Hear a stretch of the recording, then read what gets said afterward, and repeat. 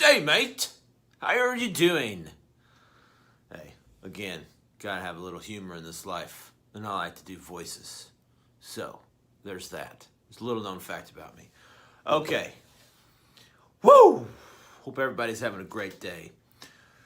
So I posted this. Again, I like to be a little controversial. I like to be a little bit on the edge because I like to push with my content. Because push myself, I'm going to push everybody else, right? Everybody needs a little pushing every once in a while. 6-word story. Who hurt you? Answer my own expectations. Oh, man. I got called out for that being bullshit like 3 or 4 times. Well, everyone's entitled to their opinion. Everyone is entitled to their opinion. And you know what? That's awesome. We live in the greatest country in the world, America, so you can have those opinions. But let me tell you why I believe in that. Expectations are oftentimes a barrier between the present and the future. What I mean by that is if we're having an expectation of something, that's in the future. So whatever that may be, if I'm expecting someone to behave a certain way, if I'm expecting, someone to clean up after themselves and they don't, okay? So I'm here in the present thinking about the future. What does that really do? That takes us away from the present moment, right? But it's like, okay, when people hurt us, when people do us wrong, when people are not nice to us, when they talk behind our back or whatever the case may be, it becomes like this expectation of you should not have done that. And yeah, okay, that's a judgment that may or may not be the case. It's something that we feel inside. It's our feeling. We get stuck in our feelings, and then what ends up happening? It's like, well, we try to take a microcosm of an event and then turn it into, well, everyone is this way, so I'm not going to trust anyone because when I trust someone, they turn their back on me. Well, you have an expectation of someone. It's in the future. You're not in the present, so you're doing 2 things. You're not experiencing the present as it is, meaning reality. And then when this happens, your expectation, your outcome, what you wanted to have happen was not what you wanted. So then all of a sudden you start torturing yourself over, well, I can't trust people. I'm all for people being trustworthy. I'm all for people being compassionate. I'm all for humans, acting a certain way, right? But if I have an expectation on someone, I'm going to be disappointed a lot of the time. Why? Because we are all human and we make mistakes. We don't behave in a certain way today that we would want to behave in the future or vice versa. It's just all part of the human experience. So here's my little 5 tip on how to lose some of your expectations, particularly as it relates to people and outcomes. So number 1 is just really being aware of your expectations. When I sit down with clients and we're really having one-on-one conversation and we're talking about their relationships with other people, we're talking about their job, we're talking about their fitness, we're talking about their nutrition, we're talking about all these things. It starts to become more aware of the expectations because awareness is a superpower. It's really half of the battle. The actionary steps that you take once you figure out that you're aware of something is equally important, but half of it is just being aware that something is actually happening. I have these expectations of people, and that's one of the reasons why I am disappointed constantly because I have so many expectations. I'm expecting human beings to act a certain way. Guess what? That ain't gonna happen every time. Because, hello, we're humans. Okay? Maybe you're not surrounding yourself with the right people. Maybe your energy is attracting people that just want to take from you and you continue to feed into that, whatever the case may be, okay? But realizing that you have expectations of humans and what they actually are really, truly helps you in this process. And then also being aware of, okay, telling people what they should do.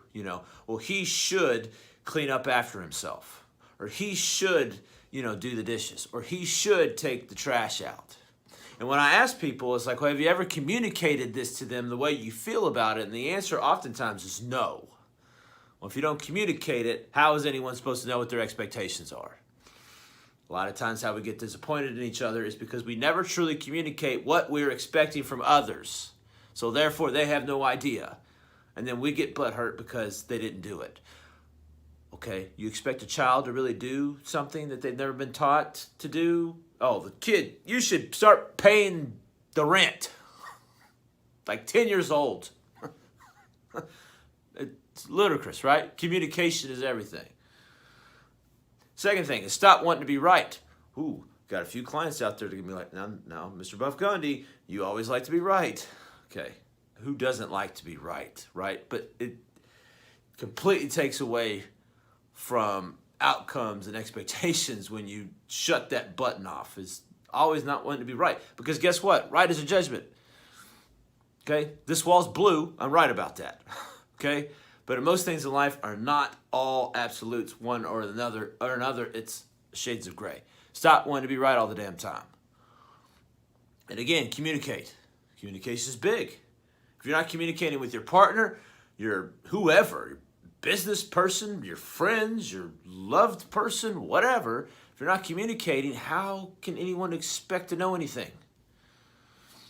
Number 3, how do we not have expectations? Well, no brainer. Stop expecting. Duh. Stop expecting people to be nice to you. You be nice to you. So when you're nice to you, it doesn't really fucking matter if anyone else is nice to you.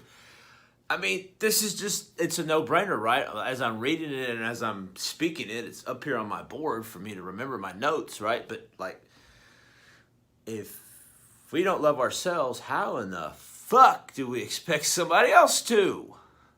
I mean, think about it, right? It's no-brainer, right? And I'm not talking down to you. I'm actually like kind of like talking to myself. It's like, hey, how do you expect anyone to love you if you're not loving yourself? How do you expect people to be nice to you if you're not even nice to yourself? Stop expecting, right? Stop expecting people to be a certain way. If you take that out and they surprise you with great behavior that you would like, I guess, if you were judging that kind of thing, then hey, that's awesome. But if you don't have any expectations, they can't let you down. It's kind of the way humans work, right? Number 4, big one. Stop comparing yourself. Who are you comparing yourself to? The Instagrams? Because if you're comparing your body to the Instagrams, I say the Instagrams as if that's like a person, but it's not, it's a thing. The Instagram people, which I catch myself every once in a while, you know, I'll be flipping down through my Instagrams and I'll see a picture of Arnold in his prime and I'm like, I like to look like that. But again, reality has to set in, right? I don't. So, and then in this day and age, okay, when you start looking at the Instagrams and you got all the Instagram models out there, all the women showing themselves off, and it's like, oh man, well, guess what, homie? Most of that's photoshopped. So it's not even real to begin with. So your comparison to yourself versus somebody else already straight off the bat is not based in reality. Stop comparing yourself. Stop comparing yourself to people's highlights. It's a highlight reel. That's all social media is. Everyone is showing their highlights. They're not showing anything else. They're not showing you, you know, the time they fell down the stairs and broke their ankle. Okay, they're not showing you when they wake up in the morning and they look at themselves in the mirror and, you know, they've got acne scars or whatever. Okay, they're not showing you that. They're showing you all the highlights. So you're seeing all the highlight reel. So it's like watching a basketball player that dunks all the time, but then you actually watch a full game and guess what? They miss like 10 shots. They don't make every one they take, okay? Stop comparing yourself, okay? You want to compare yourself? Compare you to you. That's it. Keep it there. Last thing. This applies to fitness. This applies to everything. Focus on process goals versus outcome goals. The outcome is not in your control 100%. Okay? If I want to be a pilot, I mean, I got to get to be a pilot. Okay? Don't have the time to be a pilot. So, my expectations for me to be a pilot, I better really hone in. But focus on the process. Okay, I'm going to start reading the book. I'm going to start taking the classes. I'm going to do this. I'm going to do that, right? I'm not going to worry about the end result. I'm going to do what it takes to get to the end result. If I want to lose weight, I'm not going to weigh myself every damn day. What does that really do? Nothing but torture yourself. Stop doing it. But if I want to lose weight, okay, then let's go back to Buff Gandhi's 5 tips. We're going to just go ahead and go through that. The UPEEP, the unprocessed food, portion control, eat to 80% full, eat slowly, and make sure you focus on your protein. If we could do those 5 things every single day, boom, we're off and running, because we're going to get there eventually, because we're going to focus on the process. We're not going to focus on the outcome. When you focus on the outcome, and surely the outcome, you're going to get disappointed a lot of the time. So if you want to take a disappointment away from yourself, if you want to take the expectations away from yourself, focus on the process, okay? On your tombstone, it's going to have the year you were born and the year that you were dead, okay? There's a dash in between. Make sure that dash is worth something, okay? Live your life, not worry about outcomes. Worry about the process. It's the journey, guarantee you. This has been a very long-winded video that I have just had, but I hope you got some value out of it. Hashtag value in the comment section if you did. If you got any comments, concerns, whatever, put it in the comment section. If you'd like to have a conversation with me one-on-one, I'm not a scary person, okay? I'm probably better on the phone than I am in person, because you wouldn't be in person with me and you wouldn't be able to be scared of me because of my face. So drop that in the comment section. Anyways, hope everybody has a great day. Buff Gandhi.